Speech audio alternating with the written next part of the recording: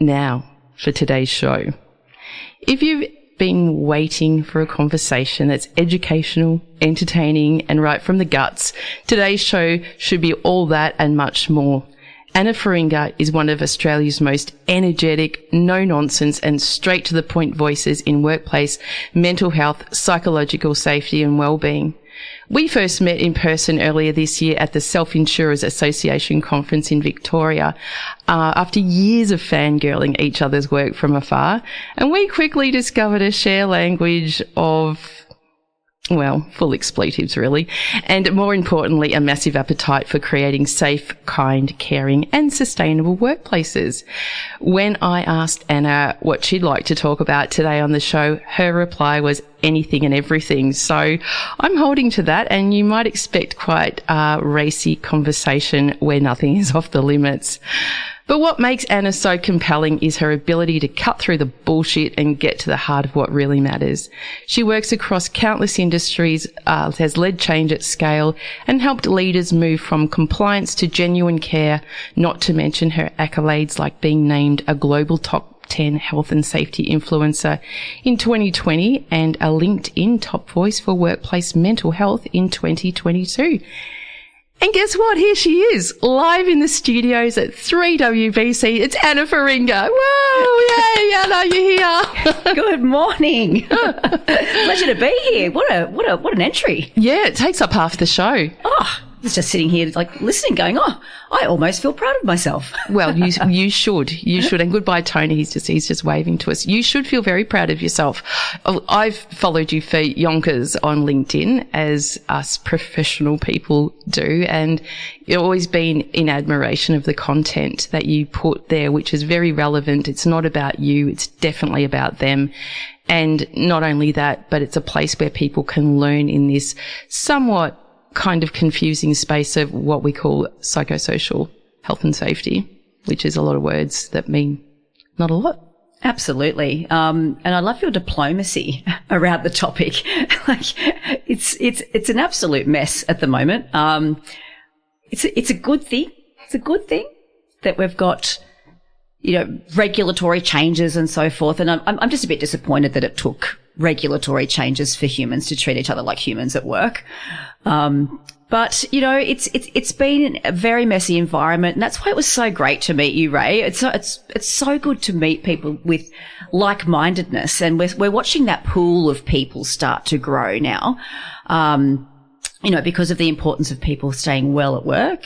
And I just don't think that the wellness has ever really included our mental health. So, just really super excited to be here and to dig deep and talk about journeys and stories. I've got an incredible passion for men's mental health. I know that you're an absolute guru in the space. It's a difficult space. It's a heartbreaking space, but it's also a heartwarming space. So I'm looking forward to chatting lots about that as well. Yeah. And thank you for saying that and tying into the theme of men's health, because, this show is about you today, and certainly not a real focus on men's health because, we're talking very more generally about workplace mental health and wellbeing. But, I think, this week I was really, really touched, and I was travelling to a place called Temora, which is about an hour out of Wagga.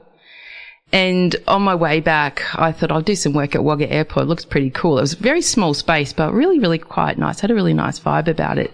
Anyway, so on my way home, I thought I'll stop there for, 5 hours. And anyway, my laptop didn't last the 5 hours. It only lasted about 1 hour. And as I was looking around the terminal for a power outlet, there wasn't one. Anyway, the guy behind the cafe counter who'd served me earlier in the day, he comes over. And he said, I know what you're looking for. Come with me, sweetheart, he said. I went, okay, I'll go with anyone if they call me sweetheart. So off we go. And he shows me his two power outlets that are hidden behind kind of a pole. I went, oh, thank you. And he said, would you like me to bring you a table? And I said, yeah, sure, thank you. So he brings me over a table, brings my bags, brings my laptop, sets me up, and he said, is there anything else you'd like? I said, no, that's just been amazing. And then he said, what are you doing here? And I said, oh, look, I'm here on men's health business. I just presented at a men's health event the evening before. And then as they do, he starts telling me his story. And, I just sat with him and just helped him unpack his feelings, and which he was so articulate and not complaining, but just really just wanting to talk about what it felt like for him. Anyway, that was a really lovely conversation. And later that evening, he sent me the most lovely note on Instagram of, just how he didn't really expect to have that conversation. But as it turns out, Manny Zantiotis is his name. He's actually in a generational lineup. His family started the original Busy Bee Cafe in Wagga back in 1933. Wow. And it wasn't just any cafe, it was a Greek cafe, but I think it was more around like fish and chips and stuff like that. But it grew into this institution famous for like the kind of food that they did, but not to mention the service. And you can go and visit it in a museum now. Really? Yeah, I think it closed down in 2006 or 2009. But it became, so iconic that it's celebrated in a museum. And when you meet Manny, you can just see that his love of what he does just shines through. So I think that's what I see in you too, Anna, and many people see in you, is your love for what you do, and how you do it as well. Yeah, thank you so much for saying that. I love it. I love it. I love it. I love it. Why do I love it?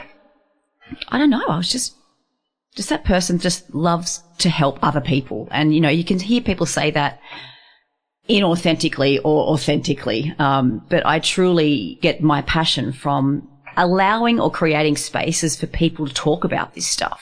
I'm not a clinical psychologist, but, in the default game of educating in this space, you do meet so many people with so many stories.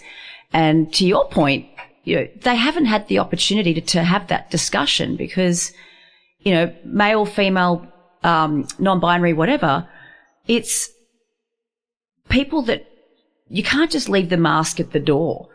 They're going home and they're dealing with stuff. They're coming to work and they're dealing with stuff. So it's time. When can I talk about something with someone? Should I talk about something with someone? Can I afford to talk to someone about someone?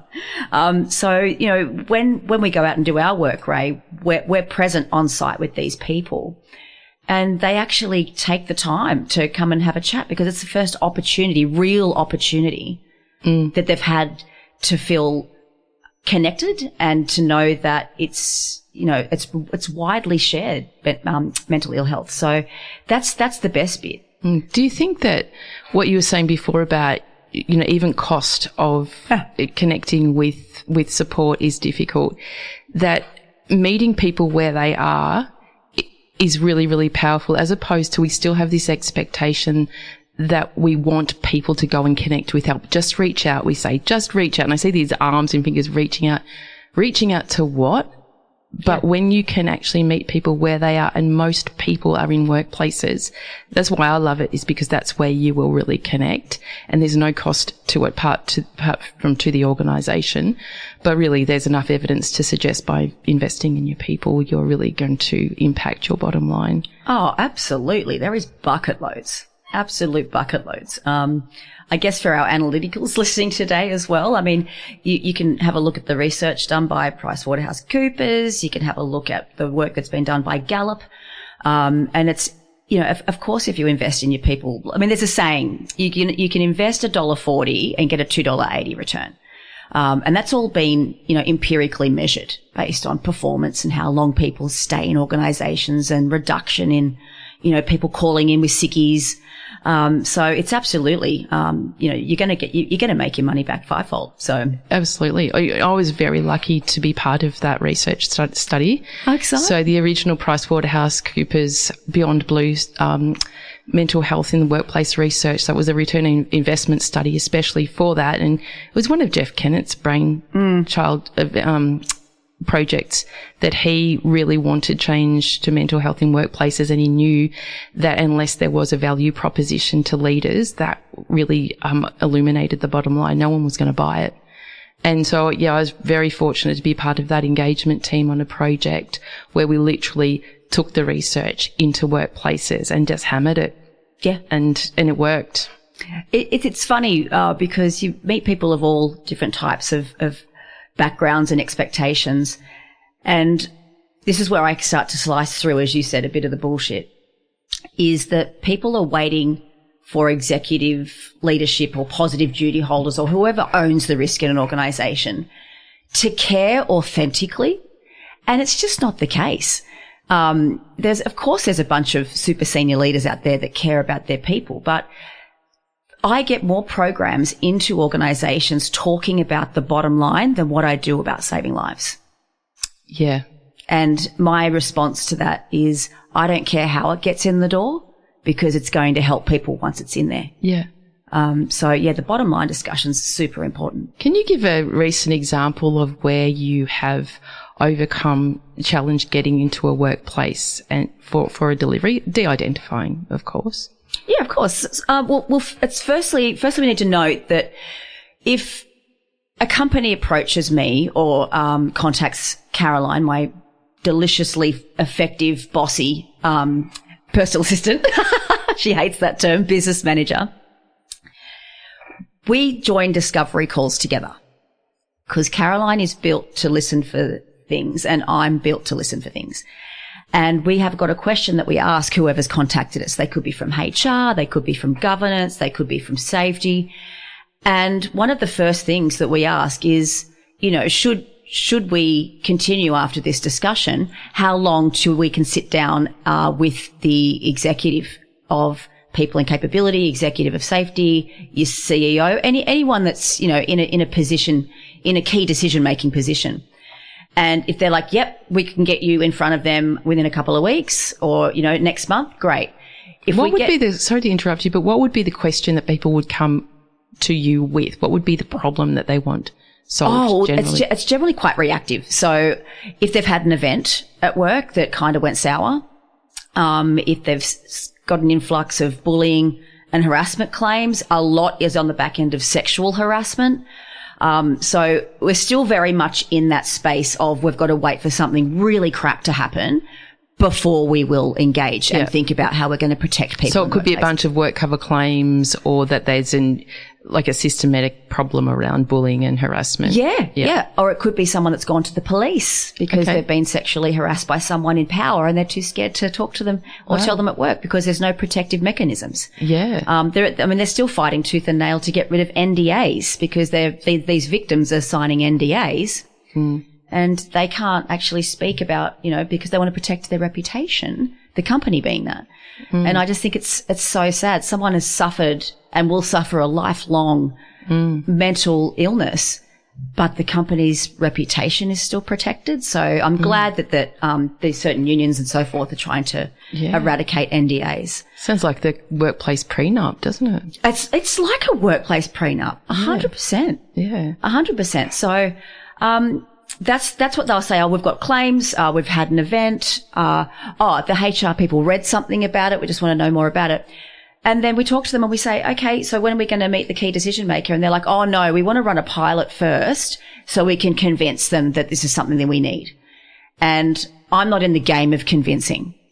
I'm just too damn busy, to be honest. So if I work for an organisation that I need to convince that this is important, then that's their brand on the table and that's my brand on the table because it's just going to fizzle.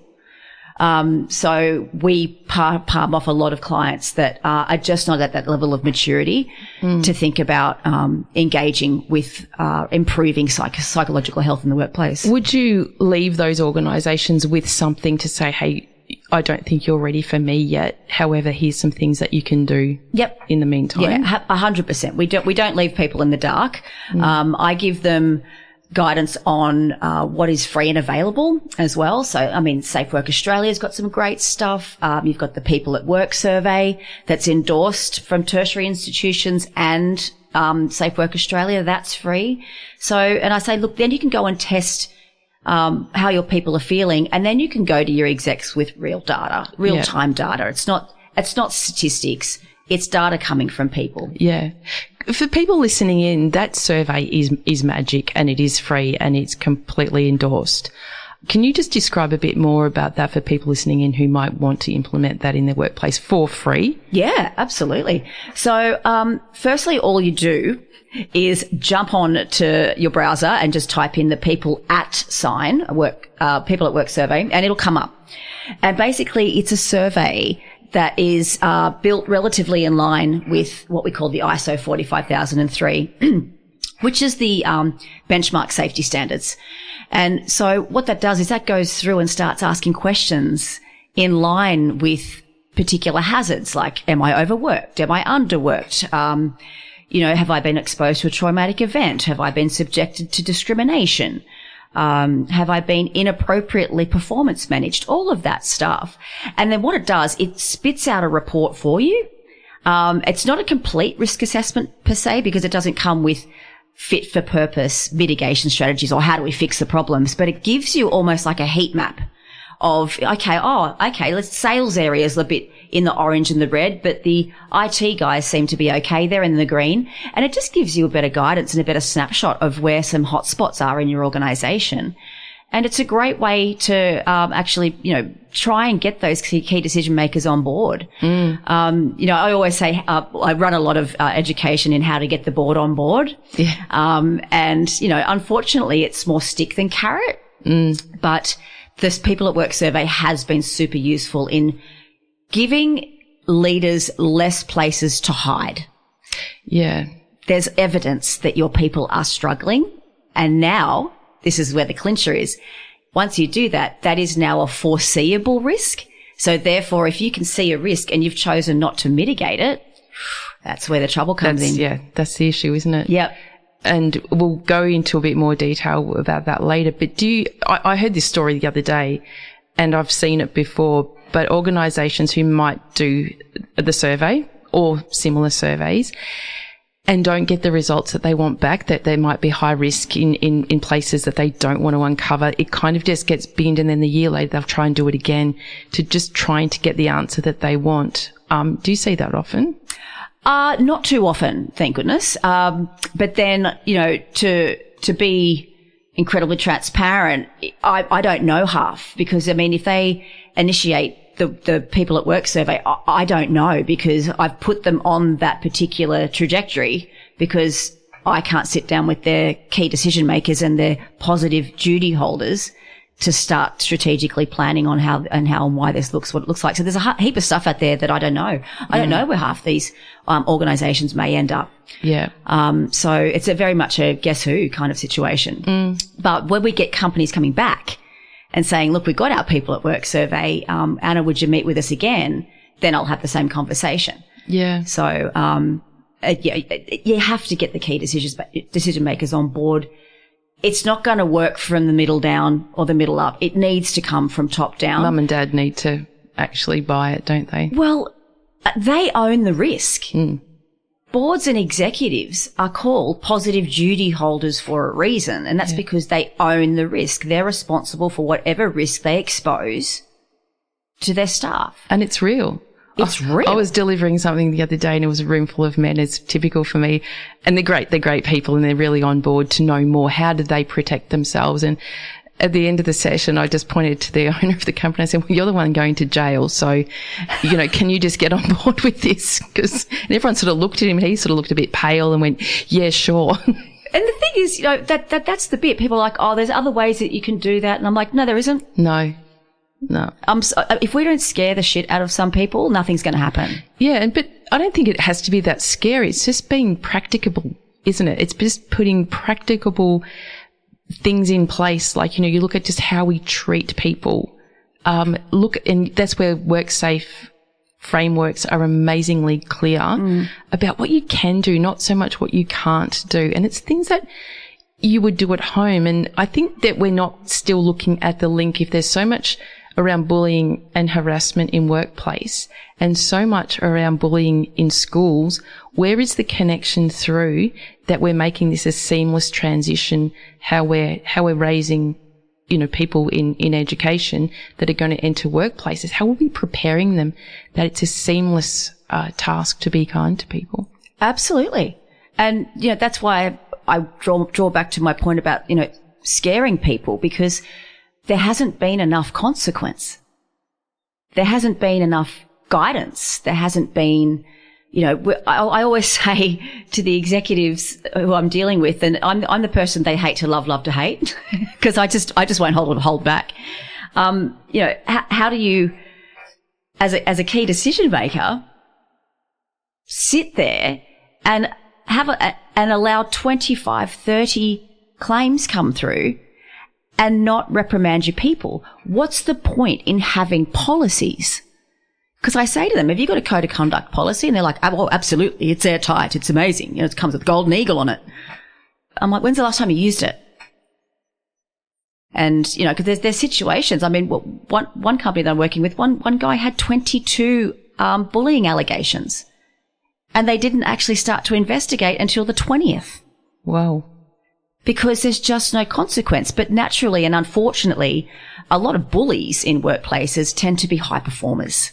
Yeah. And that's where, you know, they may sort of put it under the rug because this person's bringing the dollars in and making us look good, but harming how many people in the process. I've seen a real shift around that, and I think we're getting more and more evidence to say that person, even though hits the bottom line every month, what it's doing to your organisation in the long term is so much damage.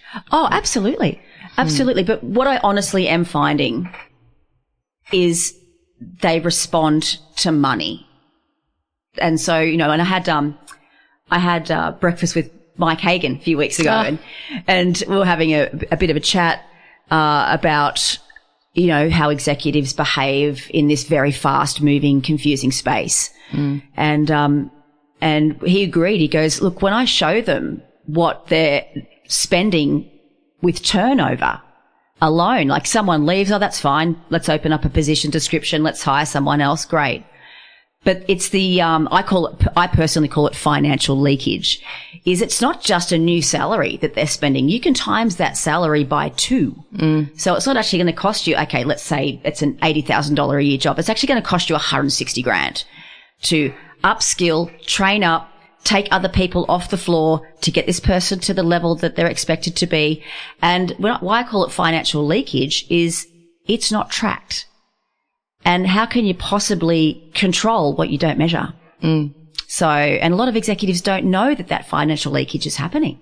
No, it's very discretionary, isn't it? Yeah. In that, you know, how much is a person's time worth? And I think, you know, mentioning Mike Hagan, he's absolutely brilliant. Isn't he?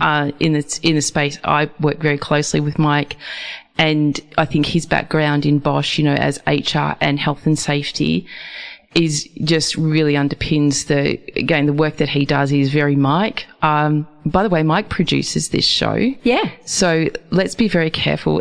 Mike, I'm really sorry. He told me I needed to buy pop filters, for my next show because he's very pedantic about sound and I haven't gotten them yet. So we have to be very careful how we breathe into the mic. So, cause he'll go, oh, Rae, because I can't really do his Northern English accent.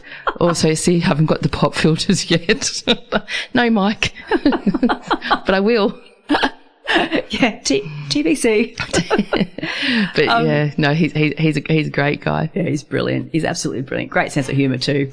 Yeah, and the way he presents also is very relatable. Yeah. In fact, Mike and I are speaking together on stage together in an event coming up in it's September. Yeah, the 10th of September in Sydney for their Construction Summit conference. Wow. So we're talking about construction and workplace. It's very similar things that we're talking about here. Yeah. So it'd be great to get on stage with him and have a bit of a yak and a bit of a laugh. You're going to have a ball. Yes. Yeah, he's so funny. And I guess when I first saw Mike talk at the Self-Insurers Conference, I'd never met Mike before. And for the small circle that we are, there's still so many wonderful people that have the passion that we have. And his talk was just so engaging because I was laughing. Yeah. You know, and people get really funny around this space because, you know, humour is so good in so many ways for, you know, therapy and coping and just generally enjoying life. And people are like, you can't have a joke around mental health. It's disrespectful. And my response is I'm always disrespectful because if we don't laugh, we cry, right? So, and his presentation was funny, but yet engaging and authentic. So, and I'm like, I need to hang out more with this guy, you know? Yeah. So that day, you know, it was funny. We met years ago. I was just on the tail end of COVID and he was still in his role at Bosch at the time. And I saw him speak and really loved it. And then he saw me speak and really loved that. So we joined up and he said, I'd really love to do what you do. And I said, well, why not? And he goes, can you help me? I went, sure can. So it took a year or so we just kept on catching up, and I kept on showing him different ways around how I made my stuff up. And then he pulled the plug on Bosch and off he went. And he is absolutely smashing it. Yeah, so he really is. Really good example of just doing what, if you love it, just do it. Yeah, absolutely. So to finish off my little bit of a story about the code of conduct, I was sitting with the execs and I said, in the break, can one of you print off a copy of that policy and bring it in to me? And they're like, yep, no worries. So they're all, getting their assistants to do whatever it is. And the CFO comes in, he goes, there you go. And he was all sort of proud and quite perfunctory. And I just tore it up. He said, why'd you do that? And I said, because it doesn't apply. And he goes, yes, it does. I said, tell me how it applies. I said, if this particular person that's had 22 allegations of bullying and that you had to wait 2 years to determine that behaviour was inappropriate, this policy is defunct. And so, that didn't go over very well, but I mean, it went over well for me because I'm only talking the truth. If you're going to have a policy, consult with your people. Let humans read this stuff and go, okay, this actually works for me, rather than, we've got to get off that litigated path. I mean, I've read policies. But what happened? Did he stick it back together with sticky tape, or did he actually take your guidance? No, they worked with me to rebuild it. Right. But I said, it's not just the paper. I said, what's stopping your people, your leaders, from intervening? And that turned out to be a lack of education piece. Right? So, everyone's very, very well educated to sign particular e-learning things with physical safety, but the leaders weren't given the skills to ask, are you okay? Right? So, I mean, yes, this particular gentleman that was on his 22nd, was healthy as a horse, just a mean person. But again, there's a bit of a contradictory piece there, isn't it? Because people aren't born to hate the world and hate people and want to compete, crush them, tall poppy syndrome them. But if I find a problem in their policy, I go, let's go read this to your staff and let's get their feedback on it. What about obligations from the other direction, from employers to employees? So it's an employer's responsibility to create an environment that supports good mental health, safety and wellbeing.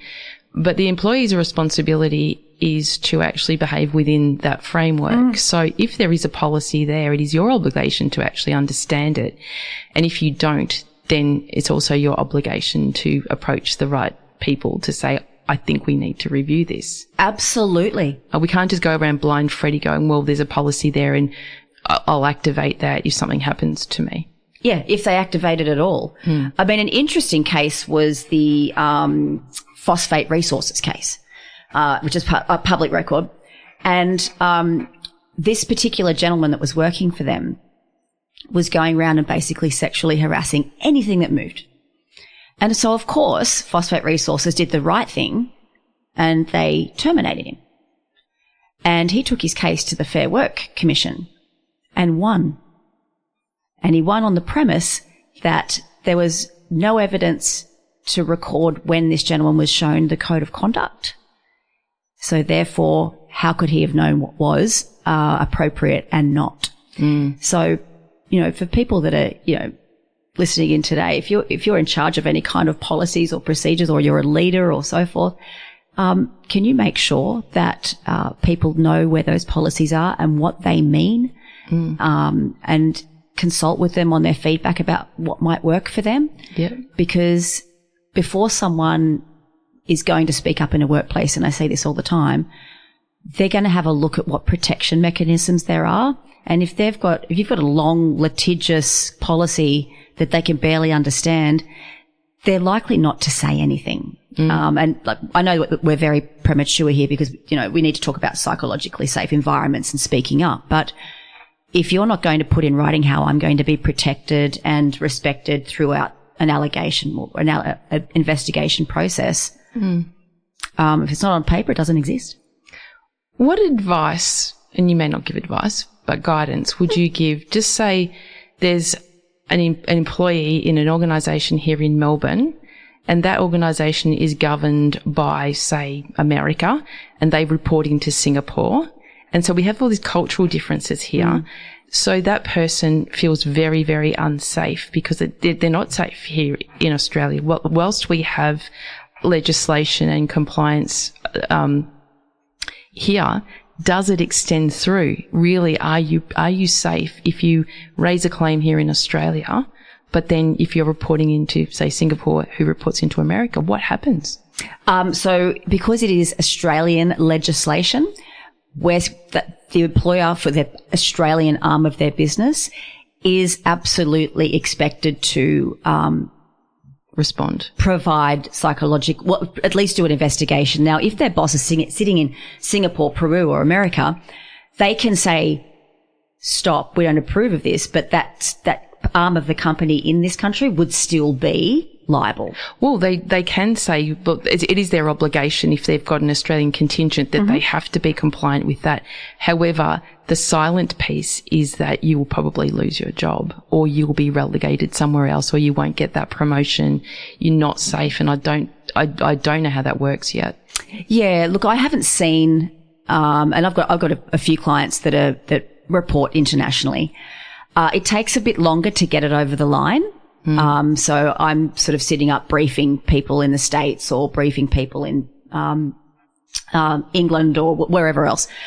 But I have seen it work. It's only because other countries are not across the Australian legislation. No, nor are they probably buying it culturally. I speak in all countries not all countries of the world, but enough to understand that we are so far ahead here in Australia. We are doing it so well that there are cultures that actually don't get it. Then they're culturally not raised in an environment where the term mental health has even existed, let alone, that the ethics in workplace is all about just getting there and work hard to the detriment of your health and well-being. That's almost like a badge of honour in countries. Absolutely. And an expectation that discretionary hours are part of what you have to do.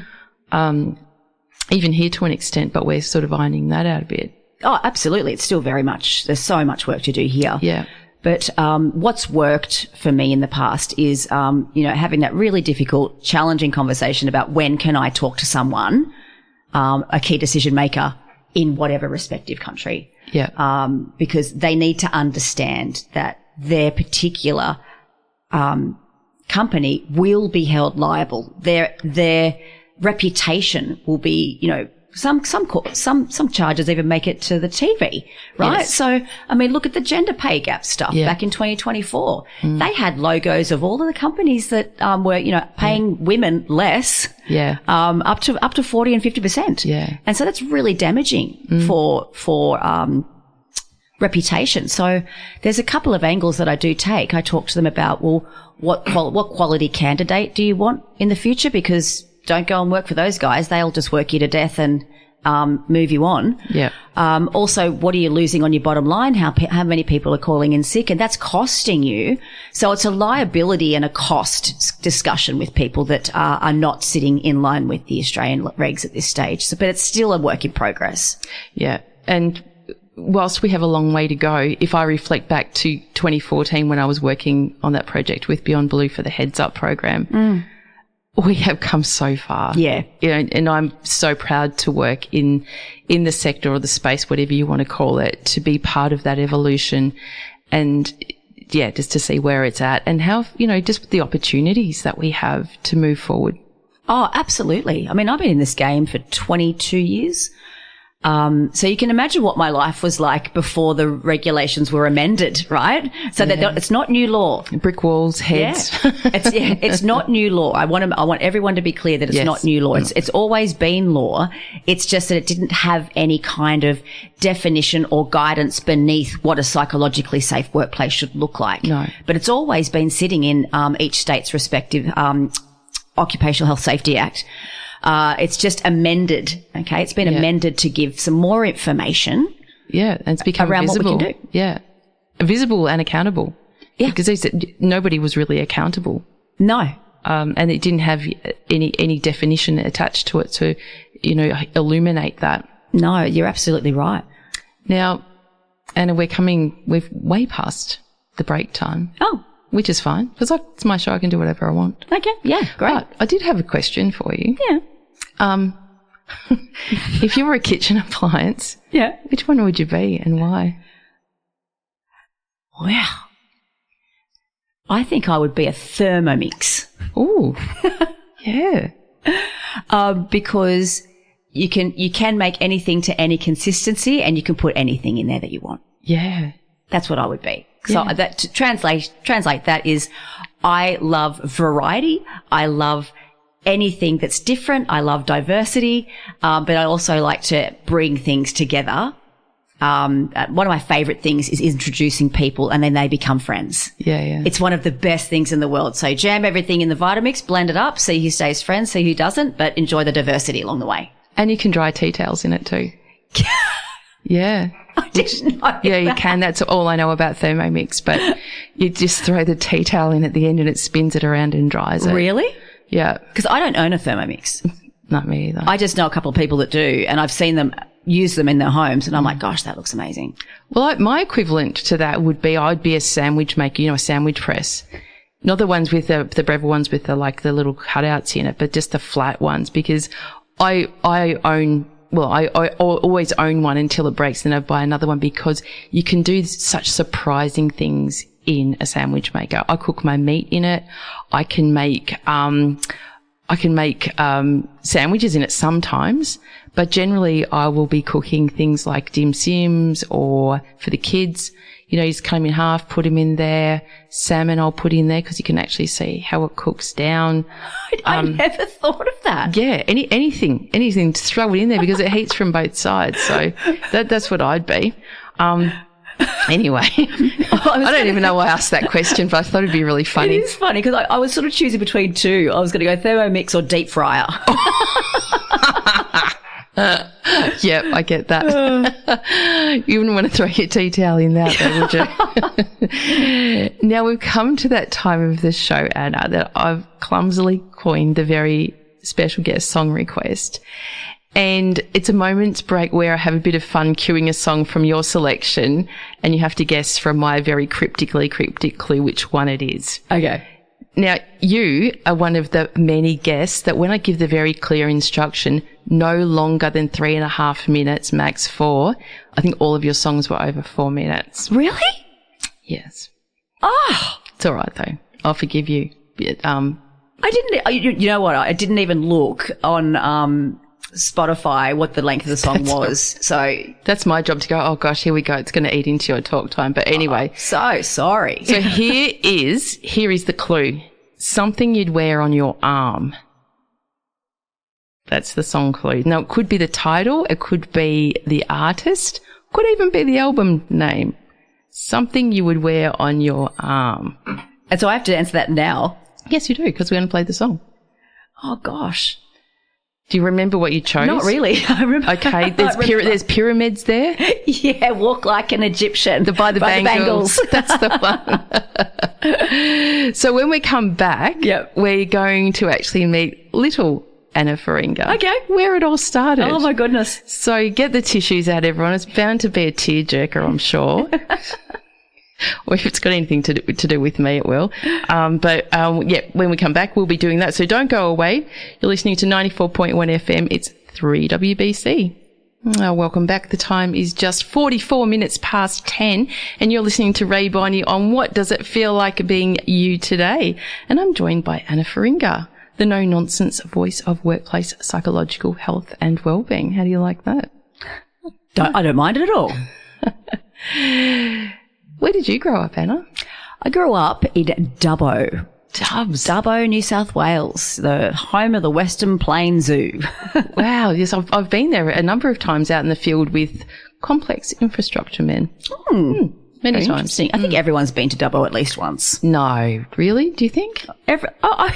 They always say that you'll run into anyone from Dubbo around the world. Oh, really? And that actually happened to me at a wedding in the UK. Yeah. Yeah. So one of my friends from when I was 6 or 7. Yeah. And here we are at the same table in the UK. Wow. Yeah, because he was practicing as a nurse over there. Oh, there you go. Yeah. I hadn't seen him in years. And I'm like, that theory's true. Yeah. So what was it like being little Anna Feringa? It was, interesting. It was, I was a country girl in, freezing winters and cracking hot summers. And I was sort of shipped from mum's place to dad's place because they divorced when I was 1. And so that was a bit hard. That was especially around Christmas time when I had to go to dad's for 3 weeks. And I just, would cry and cry and cry because I didn't want to leave mum. But all in all, it was a relatively healthy, childhood, I guess. Lots of alcohol was involved just by various family members and so forth. But I got the love I needed. I got the support I needed. I wasn't a perfect child. I saw this thing on TV. This was back when they only had like the 4 channels. And, I saw that diamonds could cut glass. And every time mum would clean on the Monday, she would do all the showers and get in there with the domestos and you could hear her coughing away. And, I got her engagement ring, because she was then engaged to her second husband, my stepfather. And I went around and I couldn't just stop at one mirror. I had to scratch every mirror in the house and I was still disappointed because it didn't actually cut in half. So you want to talk about being a literalist? Wow. Yeah. So I relate to that. Yeah. Yeah. I was a curious kid. Were there repercussions of that? Sorry? Were there repercussions of your testing of the diamond? A 2-week grounding that lasted until Friday because my parents wanted to go out and do stuff and they couldn't leave me alone. So there you go.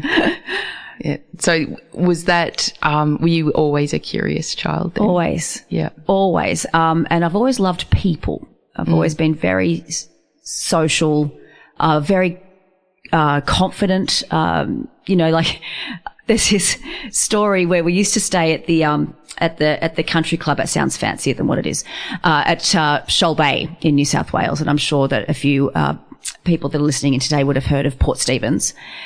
And the old country club that used to be there, that was our summer holiday and it was great. We loved it.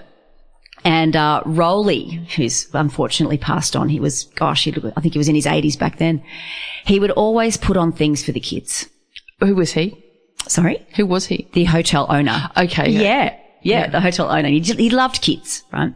So there'd be dress-up nights and chocolate nights and anyway, and then he was very interested in physical activity as well. So, and there used to be this annoying lady that used to come bashing on our hotel door going, "Come on, it's time for aqua aerobics." And we just pull our doonas over our head because we were kids. We wanted to sleep in. Sounds like the Dirty Dancing Kellermans. It really does. Yeah. That actually reminds me of it. It was very much Kellermans. And they had lunchtime aerobics. And Mum said she could not believe it. So all the older ladies were in there ready for their aerobics and the aerobics instructor hadn't turned up yet. She was running late. And I was 8. And Mum said she walked past the entertainment area here I am on stage at 8 guiding people through stretches and they were actually all doing it.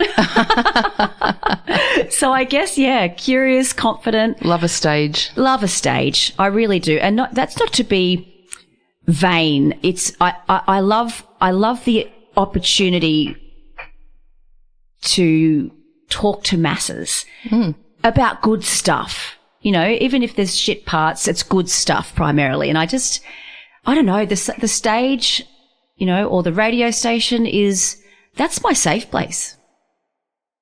Nothing else exists but the people I'm talking to in those spaces. For a moment. But the percentage of people who are terrified of public speaking is probably in the 90 percentile. So I think people like you and I are really lucky that we just can't wait to get on one.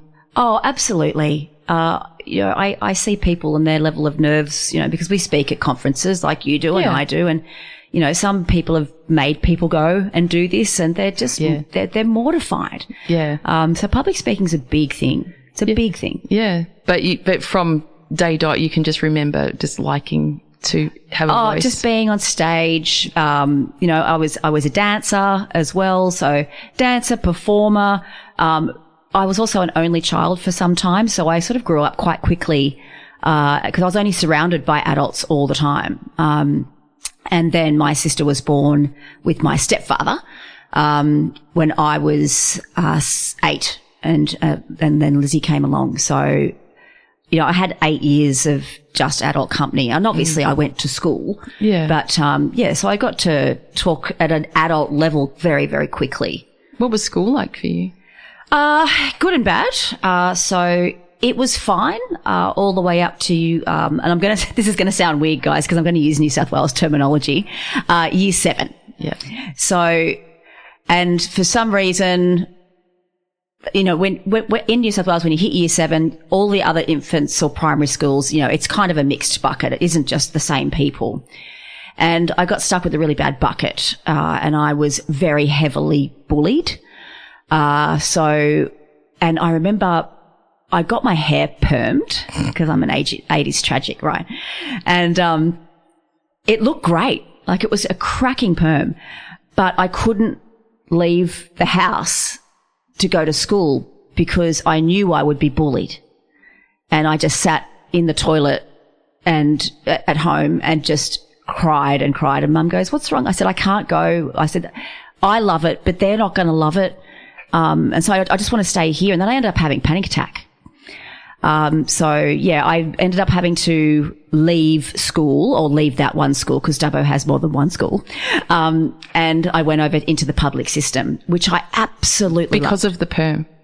Because of just the bullying. Oh, right. Yeah. I mean, it got a lot worse than that. Yeah. Mum and I were fishing through the Martin's Waste, trying to find my backpack with all my books in it and my pencil case. And, you know, and that's when Mum sort of looked at me and she goes, enough's enough. Yeah. And so, I went from, St. John's College in Dubbo and jumped over to the public system, which was a real eye opener for me as well. They say that, you know, that you're either in a private or a public school.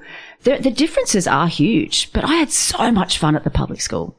So much fun. I was also scared as well. I saw a lot of stuff that I didn't see in the private sector, but then I had to go back because I did enjoy my academics, and I couldn't get the electives I wanted if I'd stayed at South, so I went back to private. Yeah. And one thing a public system can tell you to do is teach you how to stand up for yourself. Yeah. And I'm not condoning what I'm about to talk about, but this was just me. That's how I felt. And I returned back to St. John's. All of my other girlfriends were still there. And, you know, all the bullies had left. They chose to leave in year 10, a lot of them. And one of them was still there, but again, sort of disempowered with numbers. And I remember being in the locker bay, and it was a great first time. All the guys and girls were welcome to be back. And one particular girl came up behind me and she started, you know, just started with all the same stuff. Yeah. And again, I don't condone aggressive behaviour, but I was aggressive because this is what I learned. What'd you do, Deco? I grabbed her by the throat and threw her up against the locker. Whoa. And I said, "Say it again. Say it again." And she froze. And she never bothered me again. And again, there is some controversy around, you know, physical violence and so forth, but I was literally uncontrollable. I'm like, I'm not going to let you do that to me again. Yeah. Because it triggered that. I felt heavily triggered. I felt goosebumps go up on the back of my neck. I started to get that I'm not good enough feeling anymore. How does that connect with the work that you do today, does it ever sort of come up for you? Yeah, yes and no. It does form part of it, but I actually started out in criminal psychology. And the reason why I got there is that I used to date a police officer in my latter teens, early 20s, because I didn't go to uni till I was older. And he used to bring home those restricted magazines that are only distributed within the police force. So I was just reading all of these stories of that, you know, all of the horrific stuff. And I'm like, right, this is what I want to understand why humans do this. And I did crim for 2 years, and I got my own placement at Long Bay Jail because obviously universities can't cover the liability to send people to prisons. So I knew someone that got me into the welfare department, which is fine. They do it all the time. And I loved it. It was confronting. It was scary. It was interesting all at once. But the reason why I decided not to continue with the crim stuff is it wasn't the inmates. It was the psychologists that were there, because they were just devoid of anything. They were just like walking stones. And I'm like, I don't want to end up like that. I don't want to have it. I've seen it all. Nothing surprises me. I don't want my ability to be empathetic stripped away. So I actually made a forecasted observation and jumped over to organisational psychology after that. So I think between studying a bit of crim and the complexity of humans, in receipt of being bullied 100%, but my sheer interest in humans. I love to have a conversation, any kind of conversation. So I guess it was a bit of a blend. It was nothing too drastic, but I think I was always born to be with people because my second choice was going to be public relations.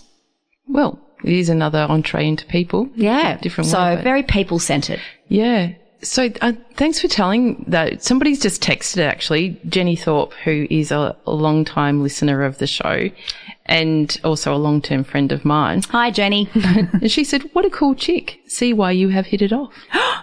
Well, she's talking about me. No, of course she is. No, she wasn't. She's talking about you, of course. Thanks, Jen. So that's it. That's the impact that you're already making. And she's a hard one to crack, you know. She doesn't like anyone.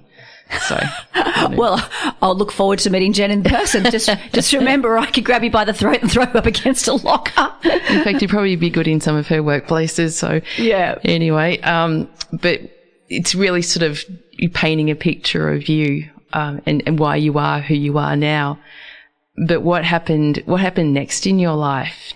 Okay, when you moved to the big smoke. Yeah, well, that's true. So, as I got older, so I'm sort of heading into teens now. That's when I could go to court and say, I don't want to spend time with my dad anymore. It wasn't because he was mean to me. It was because he wasn't there. So, he was always working. And so I would be stuck in this house doing nothing when I knew all my friends were having sleepovers and all that kind of stuff. So I canned that. And then I haven't really had a relationship with my biological father since. And I, high school, routed out, flunked the HSC because I get exam anxiety. So, and I was duxing. So you can see how bad the anxiety was. Yeah. So that sort of pushed me in a different direction. So I just got a job in Dubbo. I was working at Best and Less in the lingerie section. So if I need to fold a pair of undies, come and see me. I can show you the neatest way to do it.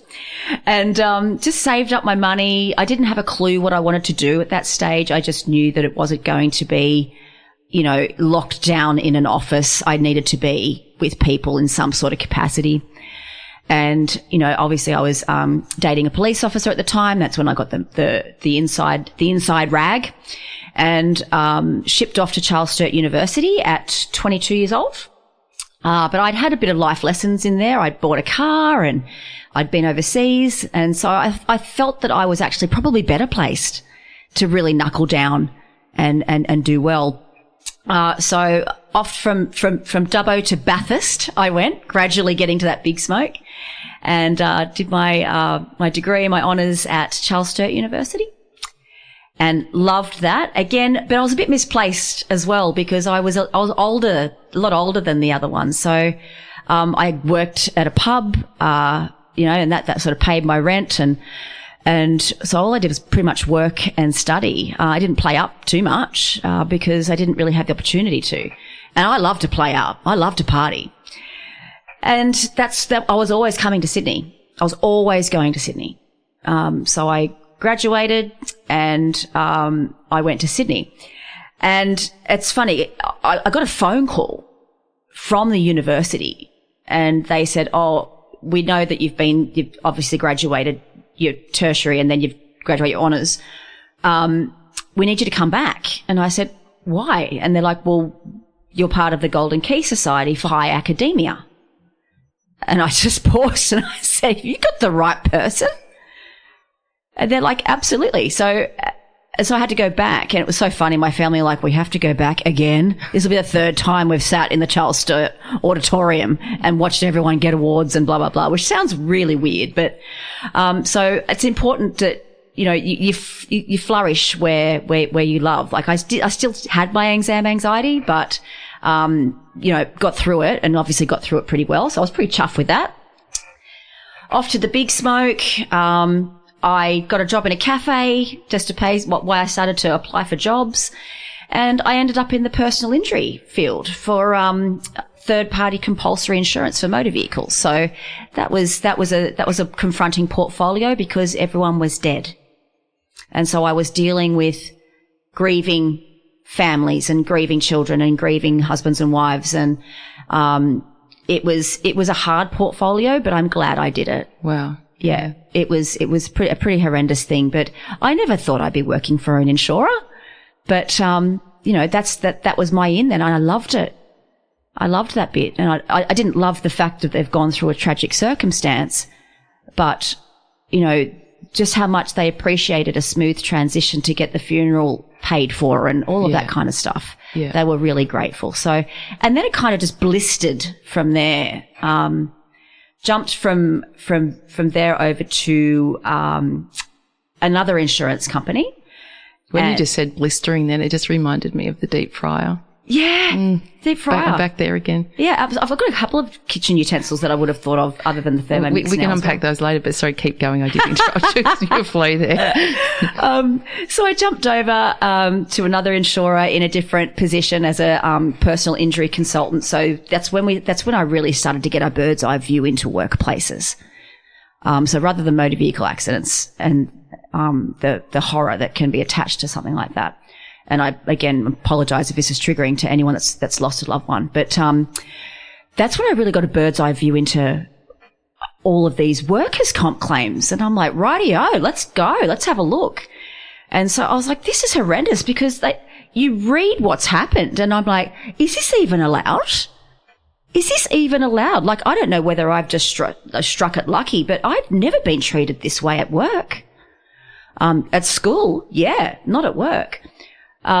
So that's where my ears pricked, and I'm like, right, I said, there's got to be so much work here. So, I wanted to make sure I got all the views. So, you know, I worked for the insurer. I was a personal injury, disability management practitioner. I went and worked for a rehab provider because, you know, that's going to injured workers' homes and putting them on rehab plans. So that was another. You know, you got to really get the experience of the injured worker, and I can tell you right now, it's not a good one. And then ended up back in consulting with another insurer, which sounds like a lot, but it's a closed field. And that particular insurer I've had a very long-standing relationship with, and I adore working for them and alongside them. And so I was having a beer with the CEO because we had a pretty good relationship, and I said, mate, I'm going to resign. And I'd been there for a decade. And he kind of went a bit grey. He goes, what? Hang on, but you're the only person that I said, no, hang on. I'm going to come back, but you're going to pay me on a consultancy rate, and I'm only going to give you 3 days. And he said, done. And so I literally resigned on the Friday, started my business 9 years ago. And I was an employee on the Friday, and I was a consultant on the Monday. So I get a lot of people contacting me about how to start out in these things. And I don't believe that I had to really struggle to get things off the ground. I felt quite blessed because you go back to that workers' comp insurer and there's 30,000 clients sitting there that already know my name. Yeah. So, you know, I just had instant work. But I worked hard to get to that position. Absolutely, yeah. But I don't think I've faced the challenges that a lot of people do when they start to go out on their own. But I think we spoke about Mike Hagan before. Yeah. In how Mike did that. I did the same thing. I remember my daughter just saying, "Drop the mic, Mum." And, that was, gosh, know how many years ago. But we don't have to overcomplicate it. Just do it. You don't have to get your whole fancy website all set up and, what are you going to call yourself? Don't wait. Just do it. Yeah. Do the thing that you do and then make up the rest later. Yeah. Your website's not that important. It's what you do and how you turn up. Absolutely. Absolutely. I just think what we're seeing too, just to sort of, this is going to go to the side a little bit, but with the current economic climate that we're going through, right, where people are doing it tough. I know we had an interest rate cut this week, but still it's really hard in Australia. Mm. A lot of people are choosing to stay in unsafe workplaces because they can't make that leap. They can't afford not to have that predictive pipeline of work. And that just crushes me because I think that the climate right now is probably holding a lot of people back from doing what they love. Mm. But if you plan correctly and market correctly and form the right partnerships, you can do anything that you want to do. Yeah. I guess, I work with a lot of those people and often there's cultural pride that's tied up in not being able to move. Often there's obligations to other people. Yep. We're very fortunate to live in a very multicultural space, especially here in Melbourne. Yep. But many people who live in Melbourne have obligations to families in other countries where they have to send money or provide support, or there's that pride that they have to have that position. Yep. There's a lot of barriers why people can't move on, and I think that's why our work is so important, is to really push to provide the safest, most comfortable environments properly so you can work really hard. This is not about not working hard or putting in over and above. This is about being safe doing it. Yeah, it's about working well. Mm. It's about working well. And I think, the most important thing that we need to remember is that we're replaceable. I'm not. So it's on this radio station. Yeah, it'd be a long 2.5 hours. That you, Rae? Wouldn't want to with me. That's for sure. I just watch people absolutely cook themselves, and my saying to that is, we've got to stop fixing the people and start fixing the work. Mm. Like when you asked me before, it's like it's reactive. People will reach out to me when they've waited for the worst of the worst to happen. Mm. I work with clients. I respond to workplace suicides. It's heartbreaking. Now, again, I need to reiterate, I don't practice in a clinical sense, but I just go out there and make sure they've got the appropriate system set up. I go out there as a familiar face. I go out there to help them get through it. And it's just, I'm just really concerned that people are staying in positions because, as you said, for many different reasons. And the cultural one's an interesting one because when I'm spending time with leaders, I'm like, guys, you have to be cautious around some cultures and religions because there are particular religions that don't necessarily recognize mental ill health. And it's really, really hard to navigate. And they're like, why? And I said, because you just have to ask permission.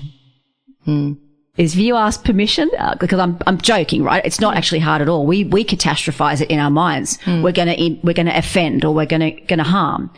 But just go, would you mind if we had a conversation around mental health? They're going to let you know. Yeah.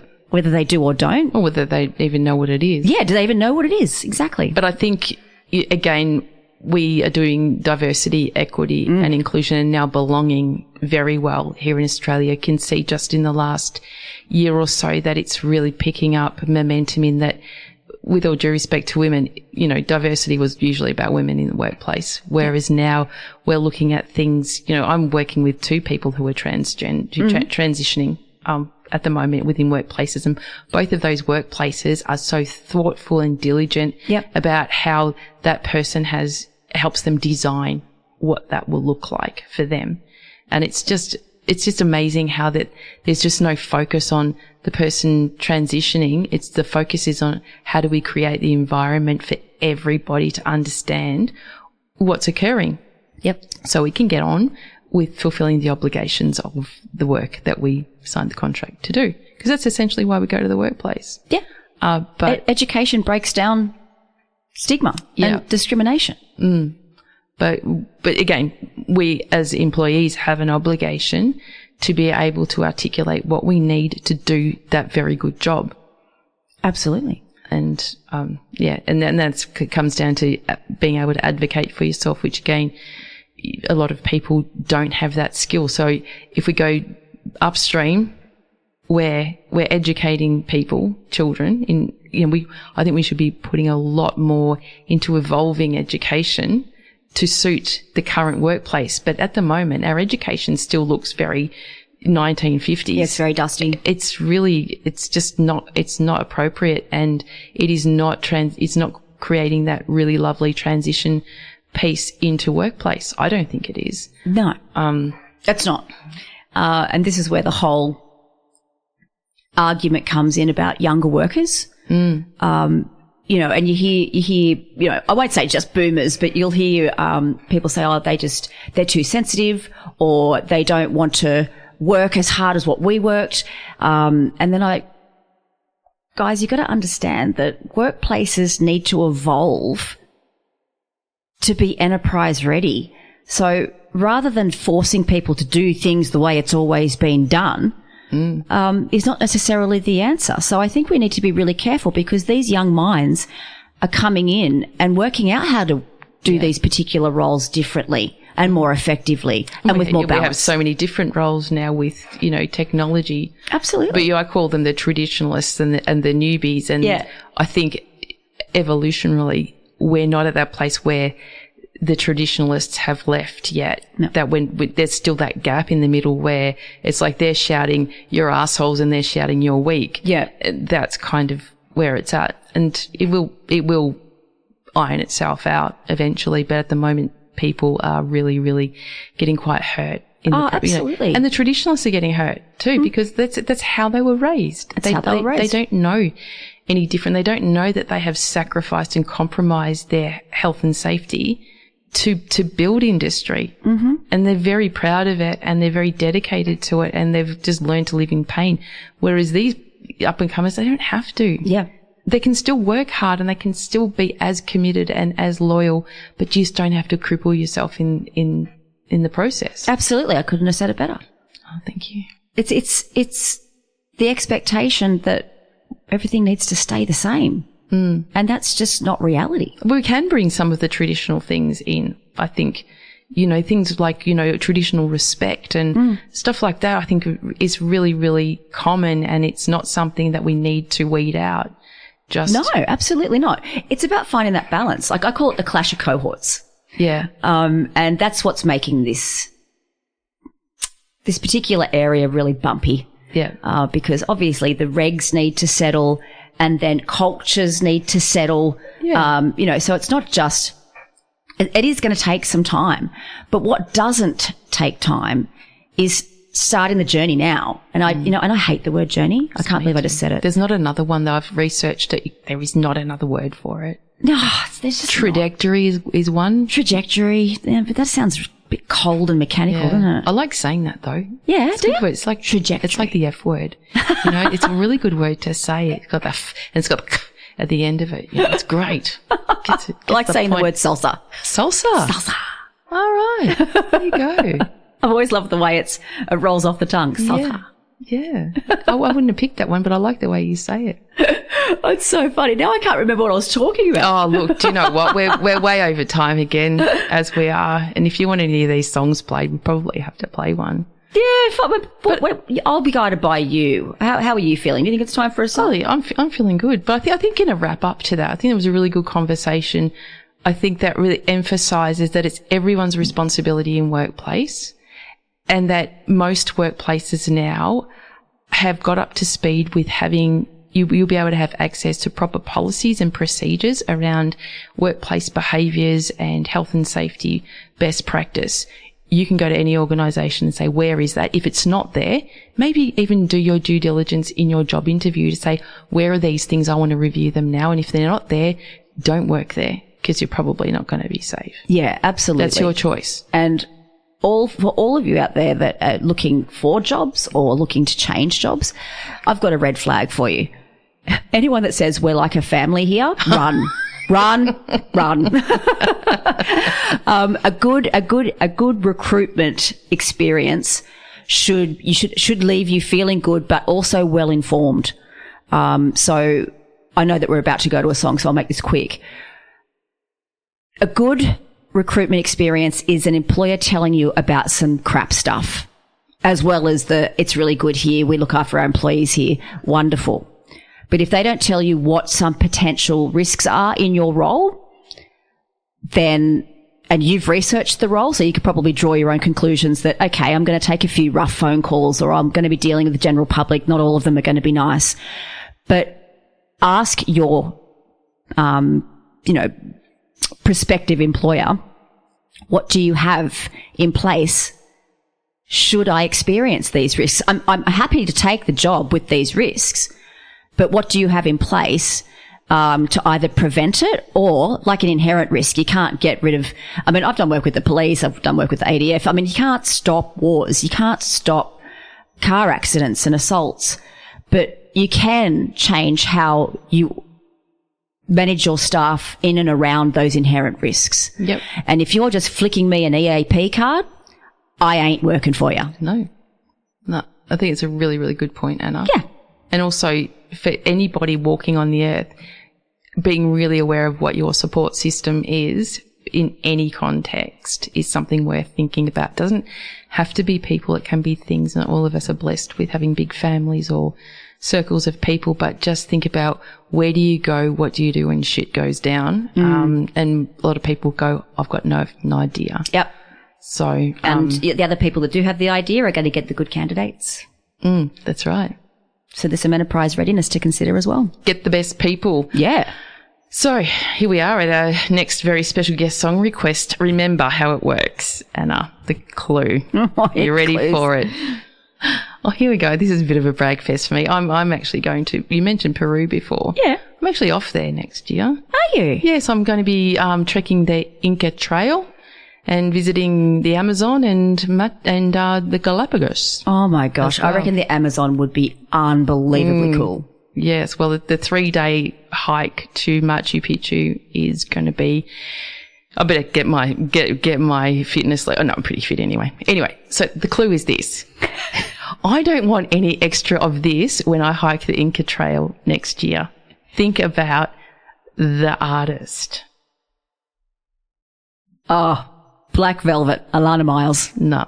No? You don't want more miles? No, I don't want more miles of walking upstairs. No, it would be Missing You by Tom Waite, as in wait. I never would have got that. I told you they're very cryptic. So I wouldn't want more miles. Why did you choose that song? Because you didn't want any more of this. I figured you're going to be pretty tired during your trekking, and if you're going to have more miles, that's not going to be a good Why thing. did you choose Missing You by Tom Waite? Is that about like? I don't know. I've got an obsession with 80s power ballads. Yeah. It was part of my era of growing up as well. You know, when I was starting to, like boys, and I used to have all of these, songs that I used to play on my Walkman, and I don't know. It just takes you back to a really special and place. It goes with that perm as well, doesn't it? Oh, 100%. Yeah. Yeah. Bloody loved it. I know the guys in perms. That was hilarious. Anyway, here you go. Missing You by Tom Waite. You're listening to 94.1 FM. It's 3WBC. Do not go away. Oh, if you just tuned in, you're listening to 94.1 FM. It's 3WBC with Rae Bonney and Anna Feringa. She's very well known for changing conversations about psychological safety in workplaces. That was something that I just pulled out of my head. Is that true? By the look on your face. Yeah, I think you rounded that could be pretty true. good. Because when we were in the break, you said, hey, I really, really want to talk about something. And I thought it was about, a love life or something like that. Nah. Which I don't have one anymore. A love life? No. I've got a love life. No, you've got Brian? Barry. Brian. Brian. Did I say Brian? Michael. Michael. Close. Barry. Brian. I hope he's listening. He's going to laugh so much. Michael, yes. Beautiful Michael. Yeah. No, well, I mean, I've never been married and I've never had children, and all of that was my choice. So, and I always feel I have to justify that because people always ask me why. And I'm like, well, it's never really been of interest. I didn't really have great, exposure to healthy marriage relationships as I was growing up. Half my mates' parents divorced. So it's never really been on my radar. So, this solo career chick just cruising through, and COVID hit, the first one.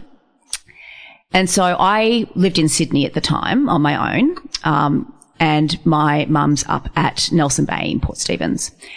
And I'd just been to Indonesia. I came back and I'm like, I better go up and visit mum. It's been a little while since I've seen her. So laptop, leather bag, up we went. Up I went. And then the lockdown hit on that Sunday night. And I know that can be triggering for a lot of Victorians as well. And mum and I just looked at each other and just went, okay, we're doing this. And which was great because I was going to be by myself. She was going to be by herself. So it was company. I had an office to work out of. All I needed was a laptop. And that's how we started the lockdown. And then mum lasted about 6 weeks. And she goes, I'm so bored. She goes, I think I might renovate. And I'm like, okay, I'm doing 8 hours of virtual work every day, so that's not going to be disruptive at all. And so all the tradies started turning up, right, to do bits and pieces. And, Michael the tiler came in. And we struck up a good relationship, as in, he'd come and have a chat with me at the end of the day. So I'd always have like on or off air because I was doing lots of webinars and lots of virtual coaching and all that kind of stuff. And, he's just a really sweet guy. And, it was 6 months of friendship, and then the lockdown sort of lifted. So I stayed a little bit longer in Nelson Bay, and we were going to trivia together, and then we just got together, and it's been 5 years now.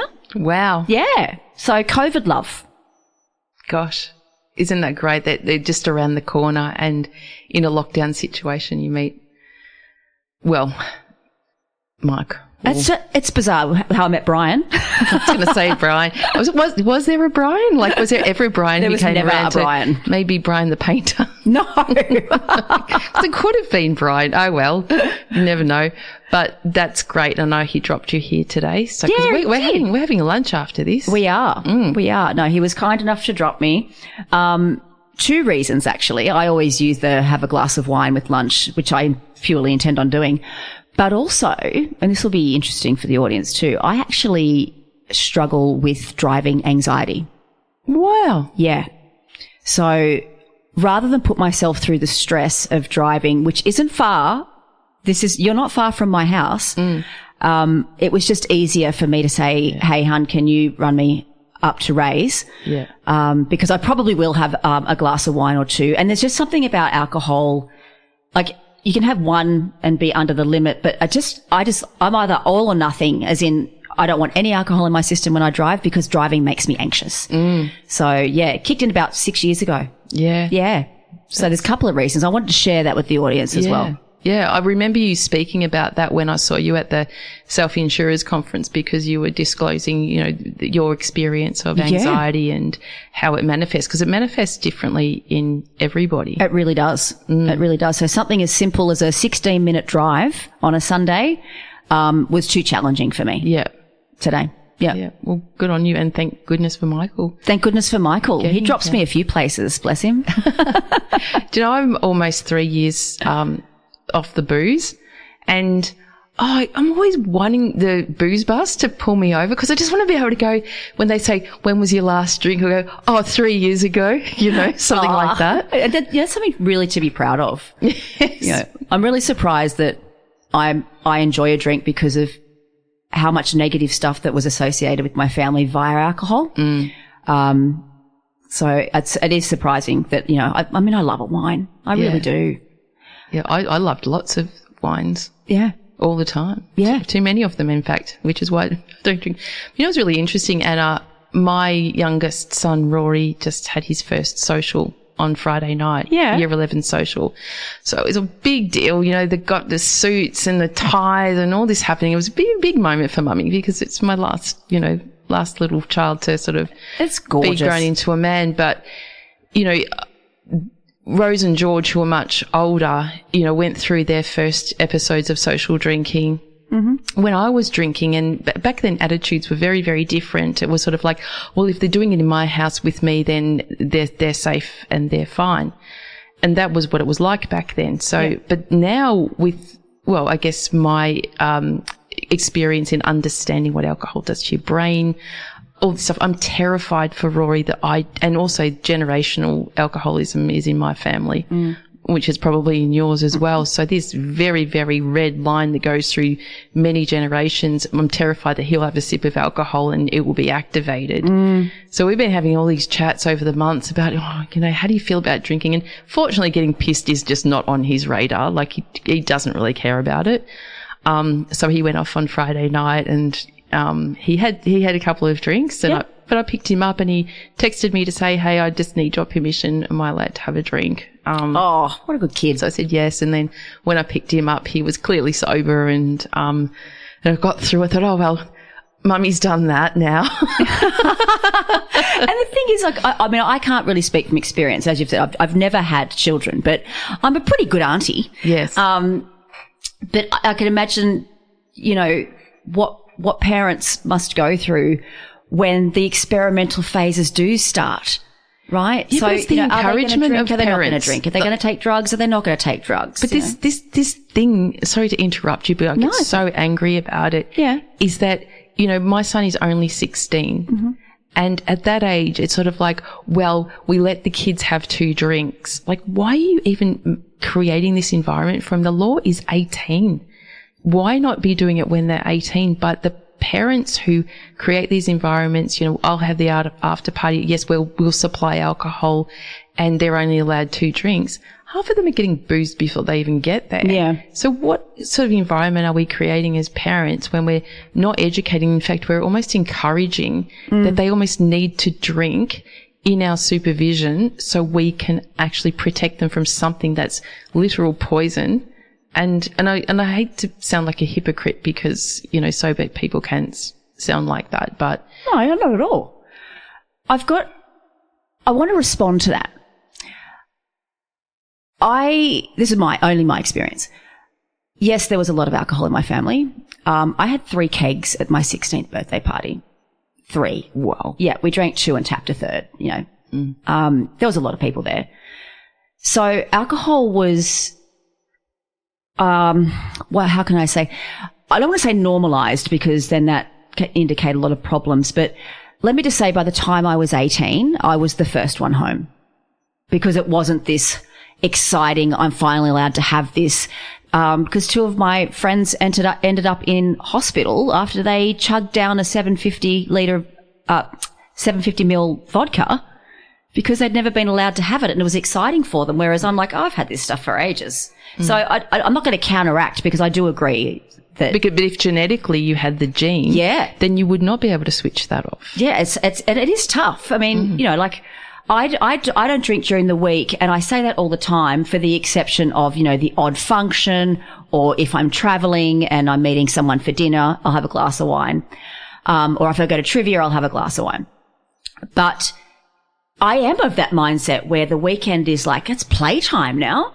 So, you know, some Friday nights I drink, sometimes I don't. Sometimes I'll sit there and have a bottle and a half. And I'm like, where did that bloody go? And then I've got a headache the next morning and I'm cancelling the gym. Yeah. So, you know, I think that there is that awareness there. But my sister doesn't drink for that very reason because my stepfather is an alcoholic and my uncle drank himself to death.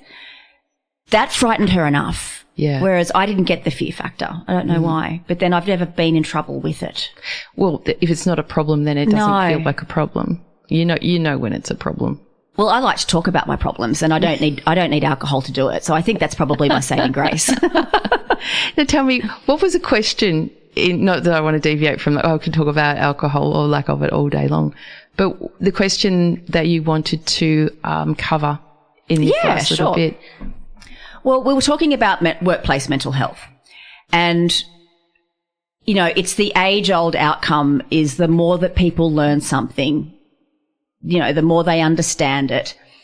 And, when it comes to rights and entitlements in workplaces, people are going to be all over this stuff. And I'm seeing it now where a lot of my clients that have taken the initiative to bring this stuff in and bring it in sustainably, not just a tick and flick. What they're seeing now is a knee-jerk reaction, and that is, so-and-so made me feel uncomfortable because they didn't agree with my line of questioning. So everyone's like, I'm psychologically unsafe now. I'm psychologically unsafe now. And we've got to put a line between it, because this is what a lot of you out there that are listening are going to see happen in workplaces once it lands heavier and heavier. So it's important to sit back in your organization and go, what is the difference between customer service, so whatever you're servicing, whoever you are pleasing, and risk management? And you can only achieve that if you have what I call is a tolerance workshop, right? What do we tolerate and what's a hard no? Because that's what's gotten lost in workplaces. If people are taking abusive phone calls, look at the retail industry, look at the, the people that have supply chains. If we're not consulting with our staff to understand what we will and won't tolerate, then you're going to have a problem. But it also puts a line in for what is not a psychological risk. So is it about you never feeling uncomfortable again? No. Is it about you never being challenged again? No. Is it about you getting your way 100% of the time? No. Because without risks, we can't learn. Mm. And without learning, we can't evolve. Yeah. So it's about what harm can happen. You might feel uncomfortable when someone's having a robust but civil conversation. As soon as civility goes out the window, of course that can be harmful. Mm. But it's not in any way just because you feel uncomfortable or disagree with something that it's necessarily a risk. So have those tolerance workshops. Make sure you bring your policies and procedures in and consult with your staff and go, okay, we're a call center here. You might have to tolerate some rude customers, but here's what rude looks like to us. Here's what we don't accept, because what's indictable out on the street should never be permitted at work. No. So, it might look like this. Okay, they might raise their voice. They may cut me off. They may be huffing and gruffing. That's pretty standard. Yeah. It's not nice, but it's pretty standard. But if they start calling me swear words, or they start mocking my accent, or they start being discriminatory, or threatening harm, a lot of call centers are like, well, that's just the job. And I'm like, no, it's not. No. But that's where organisations have to have those levers in place. They have to. And I had an instance a couple of weeks ago where somebody was on a performance improvement program. And the person wasn't improving, so then they went out, they lodged a psychological safety claim, and but the organisation had lots of levers in place, so they were able to do a very thorough investigation to find out what had really happened to this person, because they were concerned. But how it worked out, this person had some external issues as well that were impacting their health and well-being. So the organisation, in fact, had done everything correctly, and their performance improvement program was very respectful and very kind and very inclusive. But some people can just get really upset about life, and just because you spend most of the time in the workplace doesn't mean it's a workplace obligation. Yeah, no, I think that's such a good point. You've got policies and procedures, and you've got all of this talk around workplace obligations. What a lot of workplaces are still learning is that you are required by law to provide adjustments. That means, changing up the role to make things more comfortable while someone's recovering, whether it's work-related or not. So just because you didn't cause the injury doesn't mean that the workplace should not amend to accommodate that person whilst they recover. Like sorry for the netball players out there, but that game really frightens me. It's not social. It's not social at all. It's aggressive and it's scary. But if I say I broke my leg at netball. Yes. I can still come back to work. I just may need a different entry into the building. I may need a sit-stand desk. I may need to leave early. And no workplace would have an issue with that because I've got the cast on, I've got the moon boot on. It's the same thing for psychological safety. But just as long as you're fulfilling your obligations. So fulfilling the obligations of your role, if you're taking time off, you do have access to annual leave, sick leave, whatever leave you need. So there are things in place for you to manage. It's not an opportunity for you to not do your job. Yeah. And, as you go along your journey, there's that word again, of adjustment. That's a conversation and an obligation by both parties to negotiate that to the best outcome for each, the organisation and the employee.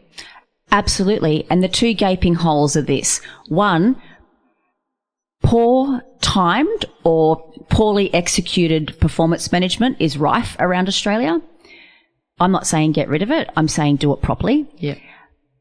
What I'm passionate about is empowering leaders to have conversations earlier on in the piece so we could potentially avoid this from happening. Yeah. Because to your point, Rae, what a lot of people are doing, and that's what a psychologically safe workplace is. There's psychologically and psychosocial. Psychologically safe is how the individual feels when they come to work. They feel that they could speak up, challenge the status quo, bring an idea to the table, raise an illness, and not be embarrassed or reprimanded for that. That's about psychological safety. Psychosocial safety, which is, you and I have sort of been talking about it in blended today, Rae, but psychosocial safety is purely hazard management. Okay? And so if someone's got stuff going on at home and it's impacting their performance at work, you're better off having a conversation with these people earlier on so they don't feel the need to have a claim, because performance management is the second most popular reason as to why people put in workers' comp claims from a psychological perspective. Yeah. So we're not having those conversations with people about are they okay, because they haven't been taught how to do that. And so leaders haven't been given that skill. No. And I can guarantee you on their contract, it doesn't give them a full how to have a conversation with someone that's potentially unwell. So we've been winging it, right? So I spend a lot of time with leaders giving them those skills, and I like to make it bloody simple, and you won't need a manual, and it's just what to look for, what to say, how to document, how to wrangle confidentiality. Yeah. It's all the tough stuff. And if you're not comfortable doing it, you don't have to do it. No. But, the clients that I deal with, as soon as they get into a situation they don't know what to do, they go, get Rae in. Yep. Or they'll put that person and say, call Rae, and Rae will sort it out for you. Yep, absolutely. So, that investment in that service, or that I I've got what the word is, that thing, being me or being you. Yep. That's what they're. So, do you want me to take over, Rae? Would you please? I can't say anymore. Anyway, with that though, I have to let everyone know that if any of the themes and topics today that we've discussed have brought up uncomfortable feelings, because Anna and I can make everyone feel very bloody uncomfortable, please remember help is always available. Lifeline is there, 131114. Head to Health is a really, really great resource here in Australia. Just punch it into your browser, Head to Health, and it will come up with at least 1,050 opportunities for you to help yourself. There's, webinars, there's printed material, there's helplines, all sorts of things on Head to Health. It's free. It's a Victorian initiative. It's Victorian or Australian? Australian. Yeah. It's amazing. Or 000. Can I add one more? You sure can. Because I didn't even know this existed until about 12 months ago. There is a hotline through to a company called Embrace, and they focus on mental ill health and multiculturalism. Right. Yes. I do know about them. So they're really important too. Yeah. There's a bunch of great ones. I mean, they'd all be on Head to Health. Yeah. TX is another one. Yeah, I just did a bit of a demo on TX the other day when I was up in Temora. So I took one of my Trademart shirts along. So Trademart is an organisation who do great work. They make brilliant shirts that are worn out in the field. But under the lapel of the shirt or on the back of the collar is a QR code. So, and I've used it myself when I'm out in the field and somebody's wanting to receive some support. Flip up the lapel, you zap the QR code with your phone, it takes you straight to TX. So straight to support right on the spot. It's amazing. So, they are pretty brilliant. Oh, really good. And I love how Australia does, the mental health sector is incredible. A lot of people are doing it voluntarily. I know. Through sheer grit to get stuff off the ground. And that was, the story of Trademart as well. So that's well done. But, stay tuned after this show actually, because we will be crossing live, to the AFL, VFL football. Have absolutely no idea who's playing. I did try and research. I don't know who's playing. I don't know either. Who cares? No, I shouldn't say that, should I? Anna and I had it. What do you feel like for lunch? Were you an Asian person? Because, Box Hill is the mecca. I eat everything. That's the problem. So you say everything and anything. And everything and anything except pumpkin. Oh, I'm not a pumpkin fan either. No.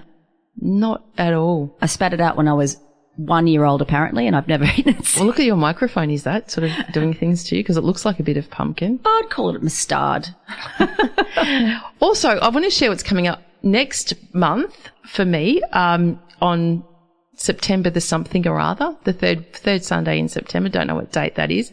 But I'm going to be speaking with Dr. Robin Hadley, and his work is all about involuntary male childlessness. Wow. Which is something that we just don't speak about. So he's long highlighted the emotional toll of this experience, yet most public narratives just don't support it. And I'd say involuntary male childlessness is that. So when a man has not been able to reproduce, not through his own choice. So it could be he hasn't met the right person, could be through, some mechanical issue, but it's a really big thing. And I first met Dr. Robin Hadley at the Men's Health World Congress in Kuching, which is in Borneo, at the end of 2023, and we were both speaking with each other, actually.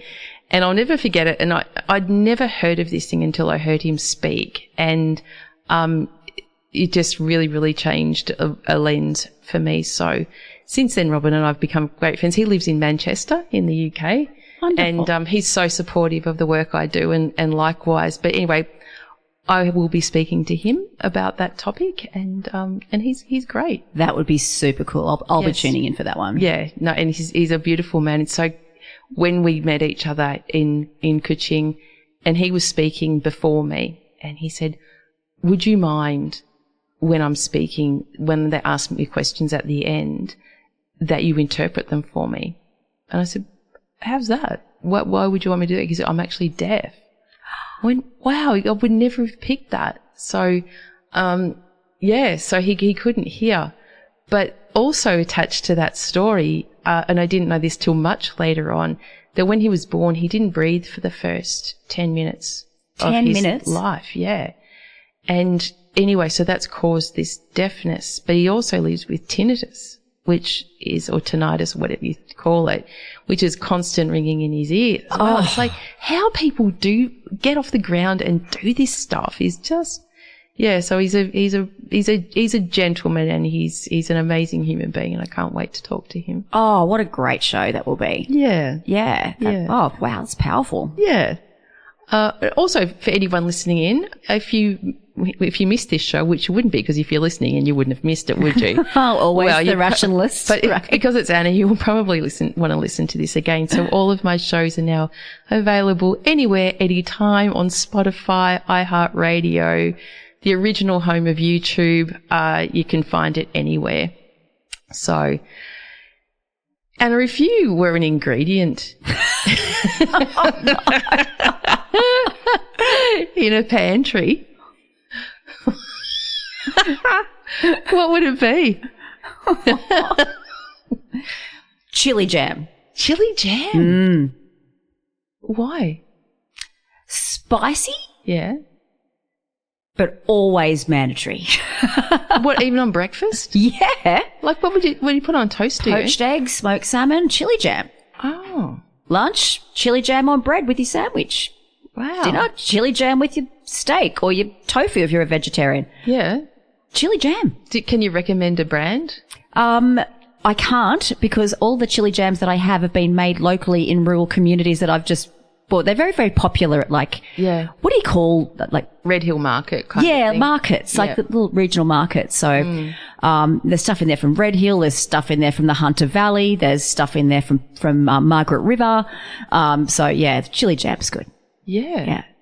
I reckon I'd be salt because it just makes everything better.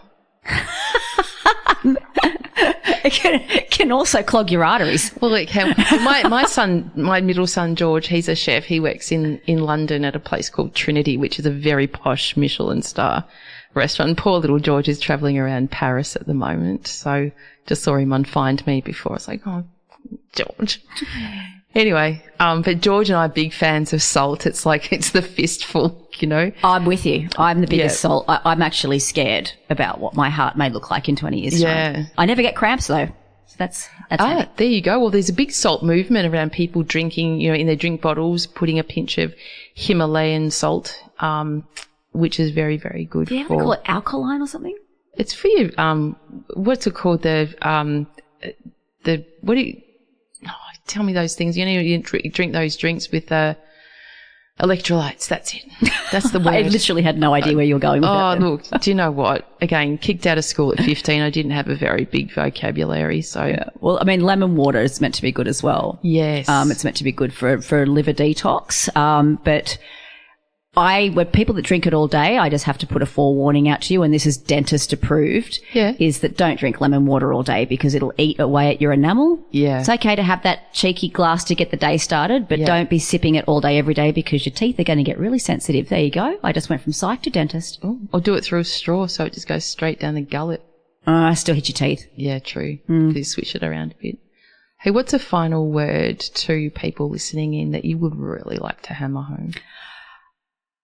I would love to hammer home that if you are working in a place where you feel unsafe, do something about it. Raise it. What if you're too scared? Go to the regulator. And who is the regulator that you would recommend? WorkSafe. What about Fair Work Commission? Depending on the situation. So, Fair Work Commission is about anything to do with fairness and equity. But we've also got this Respect at Work bill, right? Yes.